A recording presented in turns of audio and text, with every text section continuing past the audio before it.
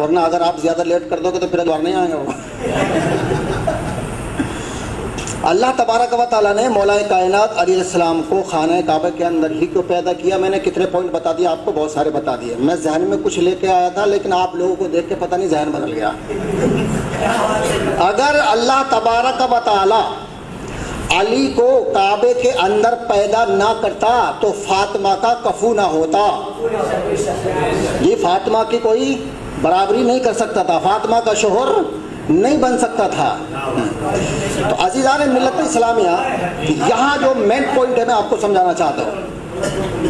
آپ نے سنا ہوگا کہ حضور صلی اللہ علیہ وآلہ وسلم نے پہلی شادی بوڑھی بیوہ سے کی تھی۔ سنا آپ نے؟ سنا ہے کہ نہیں؟ ہاں ہم بتاتے ہیں۔ پہلی شادی بوڑھی بیوہ حضرت خدیجۃ الکبریٰ سے کی تھی۔ یہ سنا آپ نے؟ یہ ملا جھوٹ بولتا ہے، حق کو چھپاتا ہے، ڈنڈی مارتا ہے۔ یہ سارے ڈنڈی مار رہے ہیں، اور جب سے ہم نے ڈنڈا اٹھایا تو تھوڑی کمی ہے۔ اچھا بتاؤ، تو بوڑھی بیوہ سے شادی کرنا سنت ہوا کہ نہیں؟ بولو یار، کب رسول نے کی ہے تو سنت ہوئی کہ نہیں؟ تو مولوی خود اس سنت کو ادا نہیں کرتا۔ ارے جب بیوہ سے شادی کرنا سنت ہے تو پہلے بیوہ سے کر، بعد میں کنواری سے کر۔ خود کو کنواری چاہیے، رسول کو بیوہ دے رہا ہے، تو گڑبڑ کر رہا نہیں کر رہا ہے؟ اور اتنا کمبخت ہے، اتنا نالائق ہے کہ سمجھ نہیں پا رہا کہ میں کہہ کیا رہا ہوں۔ اور اس روایت کو سن کے غیر مسلم کیا کہتے ہیں کہ دیکھو تمہارا نبی لالچی تھا۔ سنا آپ نے نہیں سنا کہ لالچ کی وجہ سے ایک بوڑھی اور بیوہ عورت سے شادی کی؟ لکھا اس نے اور تانا دیا انہوں نے، لکھا انہوں نے اور تانا دیا انہوں نے، مگر بالکل غلط۔ جب تک حسین والے ہیں ہم دفاع کرتے رہیں گے۔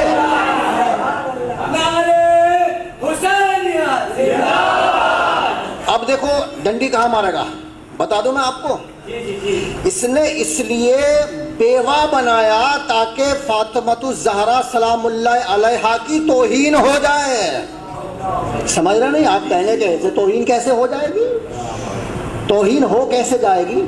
تو سامعین محترم، حضور ہیں کوارے، نبیوں کے سردار، نور، پاک، طیب، طاہر، معصوم، سید المعصوم، خاتم النبیین، شفیع المذنبین، رحمت للعالمین، طٰہٰ و یاسین۔ لیکن میں اس طرف جانا نہیں چاہ رہا ہوں، وقت بچا کے پوائنٹ دینا ہے۔ تو انہوں نے سوچا کہ ایسا کرو، فاطمہ کی والدہ کو بیوہ بنا دو، کہ ان کی شادی پہلے کسی سے ہو چکی تھی۔ اب وہ شوہر مسلمان تھا کہ غیر مسلم تھا، پاک تھا یا ناپاک تھا، یعنی فاطمۃ الزہرا سلام اللہ علیہ کی والدہ کسی اور کی زوجیت میں پہلے رہ چکی ہے۔ بھائی بیوہ بتانے سے تو یہی ثابت ہوتا ہے کہ پہلے کسی شوہر کی زوجیت میں رہ چکی ہے۔ تو عزیزان ملت اسلامیہ، تو جب نبی کنوارا ہے تو اللہ تبارک و تعالی بیوہ کو دے گا کہ کنواری کو دے گا؟ اللہ تبارک و تعالی پہلی بیوی اپنے نبی کو پاک و صاف ہی تو دے گا۔ تو اس لیے اللہ تبارک و تعالیٰ نے اپنے محبوب کی شادی کنواری خدیجۃ الکبریٰ سے کرائی، اور وہ ملکۃ العرب تھی۔ سارا عرب نوکری کرتا تھا، اتنی امیر تھی کہ ان کی جو باندیاں تھیں نا، نوکرنیاں، وہ جو بیلٹ باندھتی تھی وہ کم سے کم 30 تولے سونے کی ہوا کرتی تھی۔ مکے سے جب اونٹ چلتے تھے تو شام تک پہنچ جاتے تھے، لیکن قطار ختم نہیں ہوتی تھی۔ خوبصورت اتنی تھی کہ اس وقت عرب میں ان سے زیادہ حسن و جمال والی کوئی عورت نہیں تھی، اتنی حسین و جمیل تھی۔ اور دوسری بات یہ ہے کہ جو غیر مسلم کہتے ہیں نا کہ تمہارے رسول نے لالچ کی وجہ سے ایک بوڑھی بیوہ سے شادی کی تھی، بالکل غلط، اس لیے کہ پیغام رسول نے نہیں بھیجا تھا، پیغام بھیجا تھا خدیجہ نے۔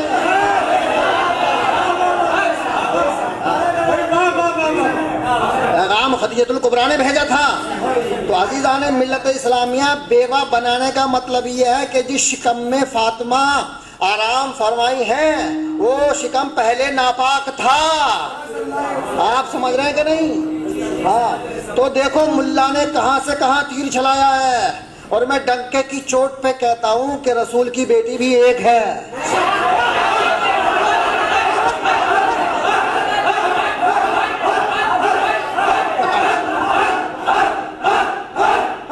سبحان اللہ۔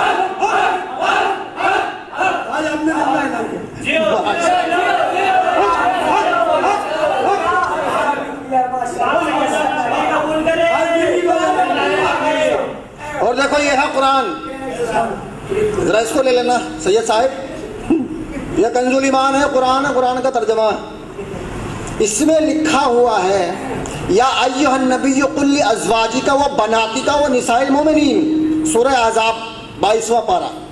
اے نبی آپ اپنی بیویوں سے اور بیٹیوں سے اور مومنین کی عورتوں سے کہہ دیجئے کہ حجاب کیا کرے جی۔ اور بناتی کا جو ہے یہ جمع کا صیغہ ہے، اور جمع کا صیغہ کم سے کم 3 پر اطلاق کرتا ہے یا 3 سے زیادہ پر اطلاق کرتا ہے۔ تو اب اللہ تبارک و تعالیٰ کہہ رہا ہے کہ اے میرے محبوب آپ اپنی بیویوں سے اور بیٹیوں سے کہہ دیجئے، بیٹی سے نہیں، اگر بیٹیوں سے، تو اللہ تبارک و تعالیٰ اپنے محبوب سے کہہ رہا کہ بیٹیوں سے کہہ دیجئے، تو ظاہر بات ہے کہ بیٹیاں ہوں گی اور ایک سے زیادہ ہوں گی، تبھی تو اللہ نے کہا ہے، ورنہ اگر ایک بیٹی ہو تو کہتا کہ اپنی بیٹی سے کہہ دیجئے گا۔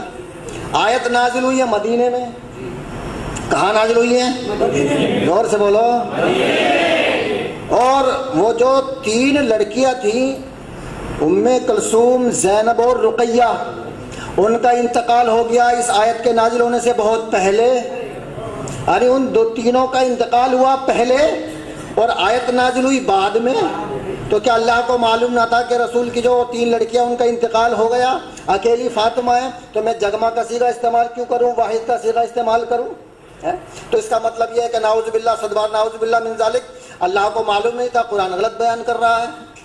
سوال تو یہی پیدا ہوتا ہے نا بھائی، جب تینوں لڑکیوں کا انتقال پہلے ہو گیا، یہ سورت اور آیت نازل ہوئی بعد میں، تو اللہ کو کہنا چاہیے تھا یا ایھا النبی قل لازواجک و بنتک، آپ اپنے اے نبی اپنی بیٹی سے کہہ دیجئے، لیکن اللہ جمع کا صیغہ استعمال کر رہا ہے۔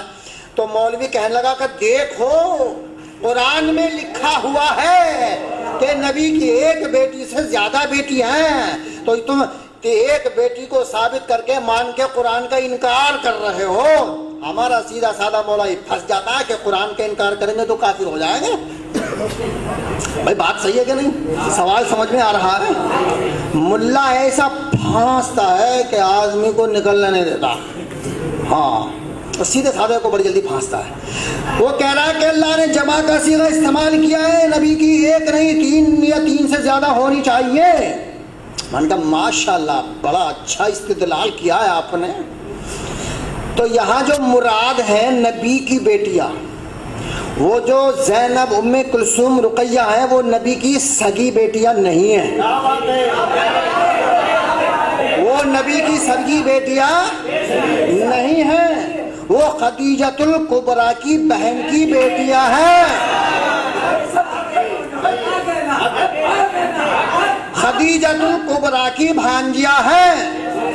اور جب رسول نے خدیجۃ الکبریٰ سلام اللہ علیہا سے نکاح فرما لیا تو وہ بیٹیاں رسول کی کہلائی۔ کیسے کہلائی؟ جیسے کہ حضرت زید رسول کے بیٹے کہلاتے تھے، سمجھ رہے نہیں؟ جس طرح سے حضرت زید سگے بیٹے نہیں تھے لیکن بیٹے کہلاتے تھے، اسی طرح سے تینوں وہ جو بیٹیاں تھیں وہ رسول کی سگی بیٹی نہیں تھی لیکن بیٹیاں کہلاتی تھیں. آپ سمجھ رہے نہیں؟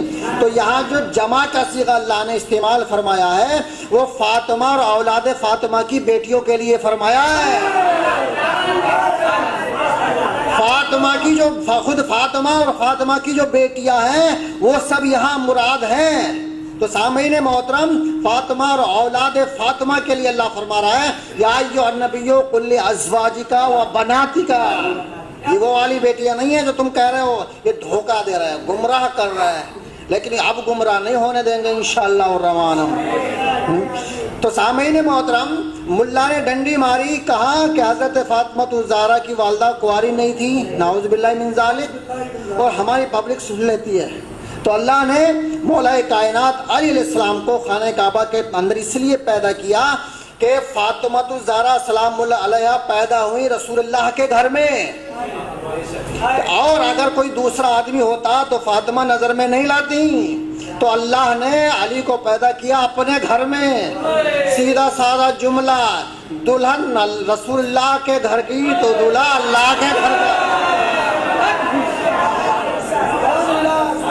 دلہن رسول اللہ کے گھر کی اور دلہا اللہ کے گھر کا. تبھی تو برابری ہوگی تبھی تو کفو ہوگا. اور اللہ تبارک و تعالی مولا علی کو اپنے گھر میں پیدا نہ کرتا تو کفو نہ ہوتا اس لیے پیدا کیا ہے.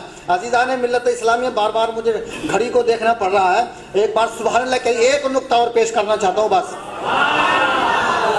اچھا بتاؤ بات آپ کو سمجھ میں آ رہی کہ نہیں؟ ہاں میرا آنے کا مقصد پورا ہونا چاہیے. ملا اگر سوال کرے تو ایک سوال کے دو جواب ہونے چاہیے. میں آپ کو مناظر بنانا چاہتا ہوں. کیا مناظر بنانا چاہتا ہوں ورنہ تو واقعی تو میں اتنے سنا دوں گا کہ رات ختم ہو جائے گی اور مولا کی فضیلت ختم نہیں ہو سکتی. ہماری ذاتیں ختم ہو سکتی ہیں راتیں ختم ہو سکتی ہیں لیکن ان کی باتیں ختم نہیں ہو سکتی. تو اگر شکریہ ہاں ماشاء اللہ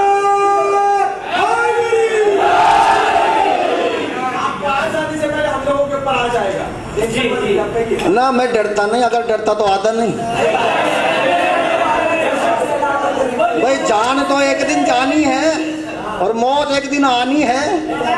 اور اب میں نے دنیا دیکھ بھی لی ہے مجھے کوئی خطرہ بھی نہیں ہے. میرے پوتے بھی ہیں اور میرے نواسے بھی ہیں سب کچھ ہے. دیکھنے میں آپ کو جوال نہ کروں. اب اگر میں مر بھی جاؤں تو مجھے کوئی ٹینشن نہیں. بالکل بے فکری ہے. سامعین محترم آپ نے سنا ہوگا کہ حضور صلی اللہ علیہ وآلہ وسلم نے مباہلہ کیا تھا. جو میں نقطہ دے رہا ہوں سمجھ رہے نہیں؟ ہاں نعرہ نہیں لگائیے گا. سکوت اور سکون کے ساتھ سنیے گا. مباہلہ ہوا سب جانتے ہیں. تو میدان میں کیوں ہوا؟ گھر میں بھی تو ہو سکتا تھا. بھئی اگر رسول گھر میں بیٹھ کے بد دعا کر دیتے اور یہ چاروں ہستیاں آمین کہہ دیتی تو بتاؤ نجران کے عیسائی تباہ و برباد ہو جاتے کہ نہیں؟ ہاں ختم. لیکن گھر میں بیٹھ کے بد دعا نہیں کی میدان میں گئے بد دعا کرنے کے لیے. میدان میں گئے. ادھر سے عیسائی آ گئے. عیسائیوں نے دیکھا کہ معاملہ خراب ہے. نبی سچا ہے اپنے گھرانے کو لے کے آیا ہے اور سچوں کو لے کے آیا ہے. جس نے زندگی میں ایک بار بھی جھوٹ بولا ہوگا اس کو لے کے ہی نہیں آیا.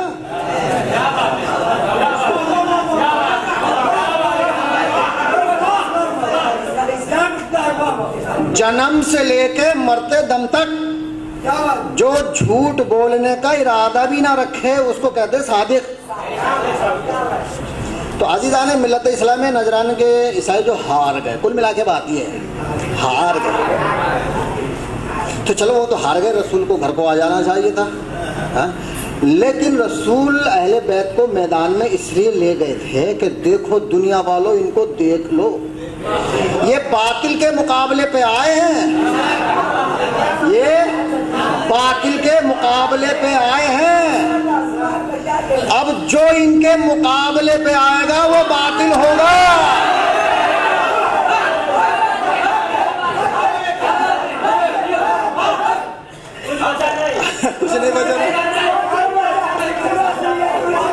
جو ان کے مقابلے پہ آئے وہ چاہے کوئی بھی ہو.